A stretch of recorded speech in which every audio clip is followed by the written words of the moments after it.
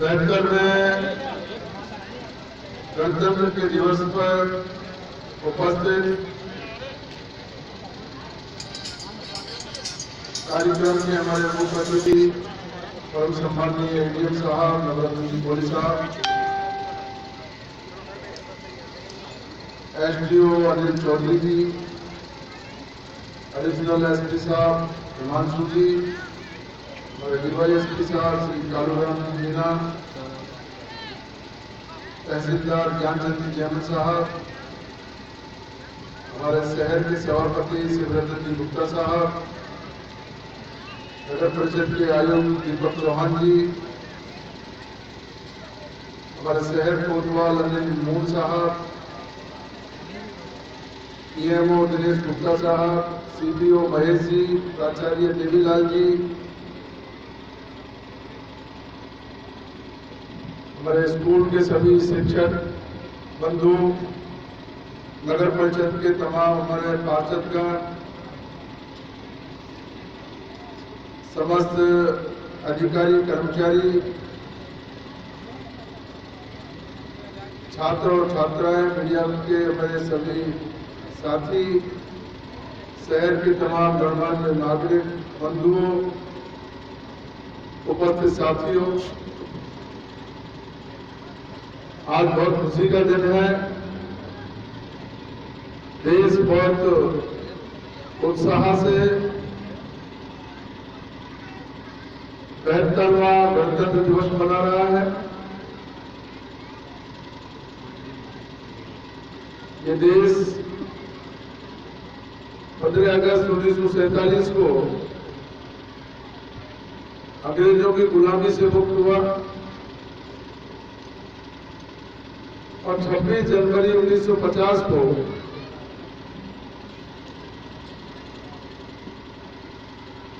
जो संविधान बाबा साहब भीमराव अम्बेडकर जी ने तैयार किया, उस संविधान को अंगीकार किया इस देश में। संविधान सभा ने 26 जनवरी 1950 से इस देश में संविधान लागू हो गया।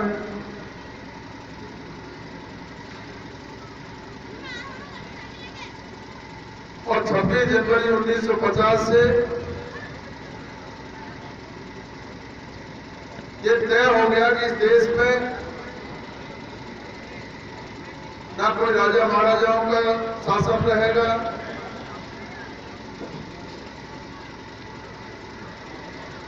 ना किसी जागीरदार का कोई शासन रहेगा। इस देश में कानून का शासन रहेगा और वो भी संविधान के अनुसार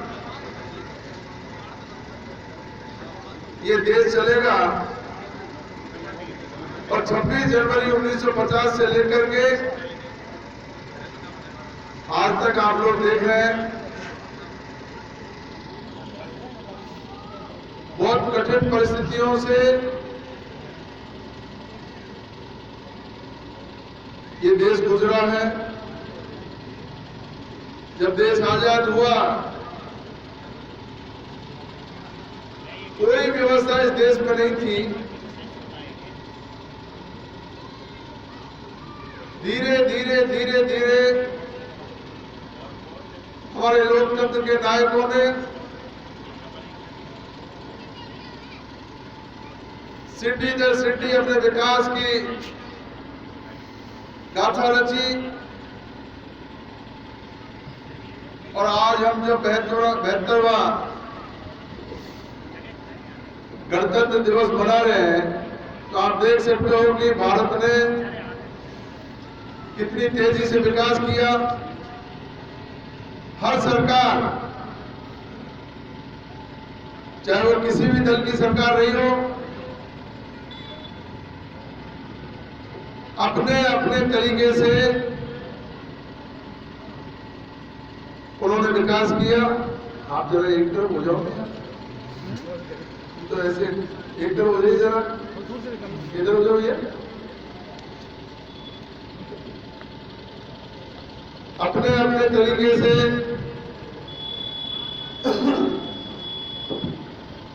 शासन चलाया,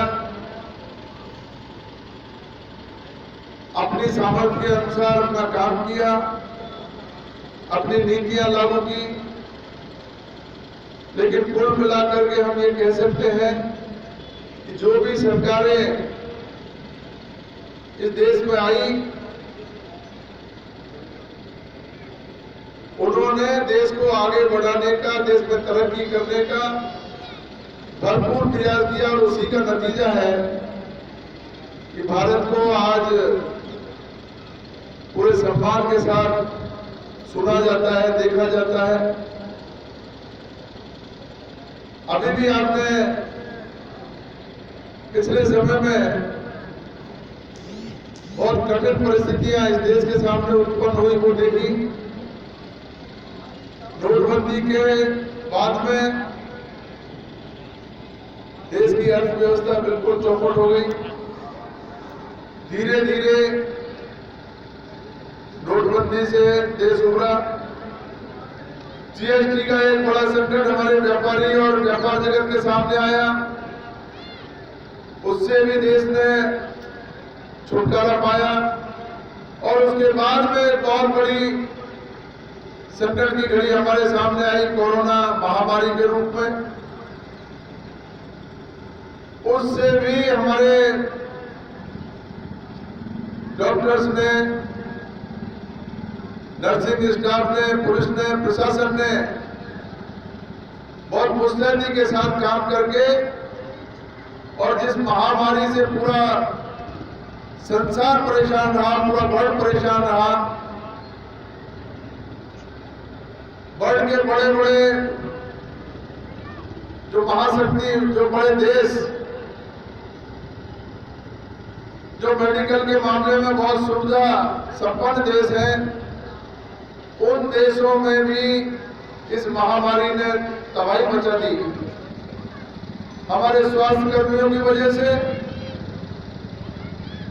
हमारे डॉक्टर्स की वजह से, हमारे पुलिस और प्रशासन की वजह से, सब लोगों ने मिलजुल करके, एकजुट होकर के जो प्रयास किए, उसी का नतीजा है कि बहुत कम नुकसान हमारे देश के लोगों को हुआ। और आज जब वैक्सीन हमारे देश में आ चुकी है, अब जाकर के हम लोगों ने राहत की सांस ली है। धीरे धीरे धीरे धीरे देश सभी संकटों से उभर करके वापस से जनजीवन सामान्य हो रहा है। मुझे खुशी है इस बात की कि वैक्सीन आने के बाद भारत सरकार ने, राजस्थान सरकार ने, प्रदेशों की और सरकारों ने भी बहुत अच्छा बंदोबस्त करके वैक्सीन उपलब्ध कराने का काम किया। इससे लोगों में एक आत्मविश्वास बढ़ा है, हिम्मत बढ़ी है, हौसला बढ़ा है। और इस हिम्मत और हौसले के बल पर हम लोग इस कोरोना महामारी को जड़ से समाप्त करने की ओर अग्रसर हो रहे हैं। मैं बधाई देना चाहूंगा हमारे प्रधानमंत्री जी को, मैं बधाई देना चाहूंगा हमारे मुख्यमंत्री जी को, जिन्होंने पूरी ताकत के साथ इस महामारी से लड़ने का संकल्प लिया और समय रहते समुचित उपाय किए। मैं धन्यवाद देना चाहूंगा हमारे डॉक्टर्स और नर्सिंग स्टाफ को, पुलिस प्रशासन को, जिन्होंने कठिन और संकट की घड़ी में जनता की मदद करने में कोई कसर नहीं छोड़ी। विशेष रूप से हमारे गंगापुर के डॉक्टर्स को, पुलिस और प्रशासन के लोगों को, जागरूक नागरिकों को, जिन्होंने गंगापुर सेवा समिति के साथ मिलकर के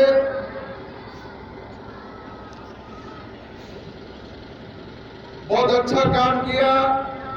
एकजुट होकर के हम सब लोगों ने जो बाहर हमारे लोग फंस गए थे उनको कठिन समय में उनकी मदद की। इसी स्कूल परिसर में जहां से भी लोग आए देश के कोने कोने से, उनको यहां रिसीव करके कोविड सेंटरों में पहुंचाया। उन सेंटरों में भी हमारे गंगापुर के प्रबुद्ध नागरिकों ने, समाज सेवियों ने तन मन से उन लोगों की सेवा की, और वो उस समय सेवा की जब उनके परिवारजन भी उनके निकल जाने में कतरा रहे थे। मैंने ऐसे ऐसे वाक्य देखे हैं साथियों, जब पिता कोरोना से ग्रसित है लेकिन बेटे उसके पास नहीं जा रहे, परिवार के लोग छोड़ गए, कुटुंब कबीले के लोग छोड़ गए, आस पड़ोस के लोग छोड़ गए, लेकिन हमारे गंगापुर सेवा समिति के लोगों ने, हमारे डॉक्टरों ने, हमारे नर्सिंग स्टाफ ने, हमारे पुलिस प्रशासन के लोगों ने और हमारे शिक्षक बंधुओं ने ऐसी मिसाल कायम की कि जब परिवार के लोग भी उनके पास नहीं जा रहे थे, उस परिस्थिति में भी उनके पास जाकर के उनके दुख दर्द को देखा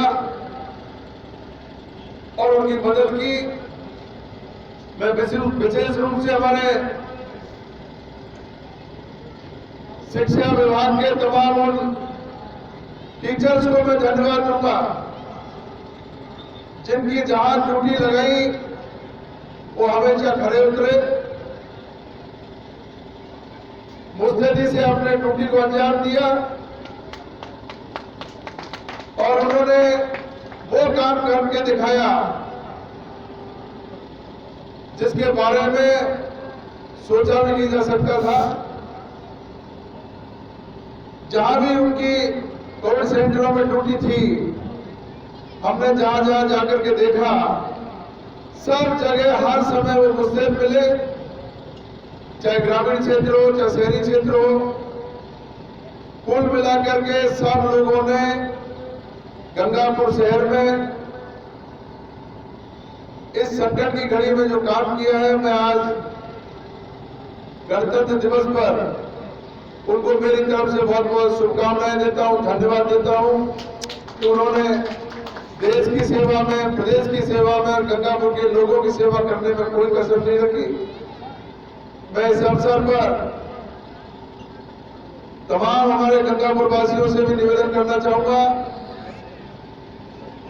कि गणतंत्र दिवस पर ये संकल्प लेकर के जाएं, हम गंगापुर शहर को कैसे विकास के मामले में आगे बढ़ा सकते हैं, कानून व्यवस्था को हम कैसे यहाँ सुरक्षित रख सकते हैं, पुलिस और प्रशासन की मदद करें, गंगापुर शहर के विकास में अपनी भूमिका सही ढंग से निभाने का संकल्प लेकर के जाए।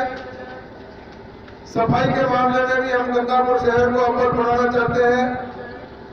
नगर परिषद का चुनाव हो चुका है, हर वार्ड में पार्षद जो भी चुन करके आया उसके साथ मिलकर के हम लोगों को विकास की एक नई रेखा खींचनी है। मैं सरकार से भी ये प्रयास करूंगा कि गंगापुर शहर के लिए ज्यादा से ज्यादा पैसा हम लोग लेकर के आए। जो पानी की समस्या है, बिजली की समस्या है, चंबल प्रोजेक्ट का काम बहुत तेजी से चल रहा है, शहर में सीवरेज का काम बहुत तेजी से चल रहा है, अमृत जल योजना का काम तेजी से चल रहा है। अभी हम लोगों ने कल प्रशासन के साथ मिलकर के मीटिंग ली। उस मीटिंग में तमाम हमारे प्रोजेक्ट के जो ऑफिसर हैं उनको सबको बुलाया, इंजीनियरों को बुलाया और उनसे भी हम लोगों ने अनुरोध किया है कि आप शहर की सौंदर्य को बनाए रखें। शहर में जितने बड़े प्रोजेक्ट चल रहे हैं उनको जल्दी पूरा करें। इन प्रोजेक्ट से आम जन को जो तकलीफ हो रही है उसको भी दूर करने की कोशिश करें।